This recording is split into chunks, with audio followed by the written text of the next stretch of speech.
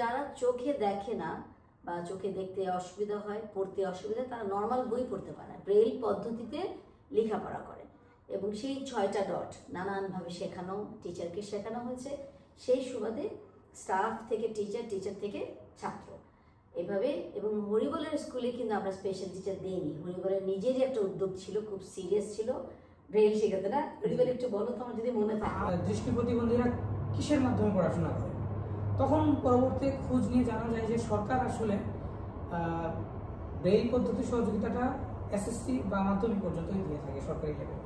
আচ্ছা। এবং পরবর্তীতে যা পড়াশোনা করতে হয় বা পরবর্তী ধাপের পড়াশোনাগুলো সব করতে হয় নিজ উদ্যোগে এবং রেকর্ডের সহযোগিতায়। তো তখন আমি পুরোপুরিভাবে রেকর্ডের সাথে পরিচিত হই। পুরোপুরিভাবে রেকর্ডটা কিরকম, কিসের রেকর্ড? বইয়ের রেকর্ড। বই আবার রেকর্ড করে কেন? যেমন আমি আমার কোনো ফ্রেন্ডকে বলতে পারি বা আমার কোনো পরিচিত কাউকে বলতে পারি যে এই বইয়ে কি লেখা আছে আপনি পড়ে দেন, আর আমি এটা মোবাইলে রেকর্ড করে ফেলি বা কোনো রেকর্ডারে আমি রেকর্ড করে ফেলি। পরবর্তীতে আমি সেই রেকর্ডটা শুনে শুনে বুঝতে চেষ্টা করি যে বইয়ে কি লেখা, কনসেপ্টটা কি, কনসেপচুয়াল থিওরিগুলো আমি ক্লিয়ার করার চেষ্টা করি। পুরা তার মানে সম্পূর্ণ বইটা পড়ে ওটার কোশ্চেন আনসার তোমাকে মাথায় রাখতে হচ্ছে এবং পুরো বইটা আরেকজন পড়ে দিচ্ছে।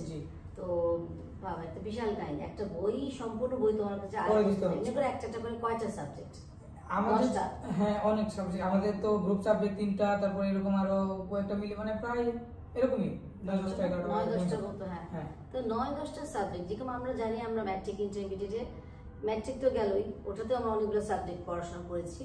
এবং এবার ইন্টারমিডিয়েটে সে প্রত্যেকটা পড়াশোনা করেছে অডিও বইয়ের মাধ্যমে।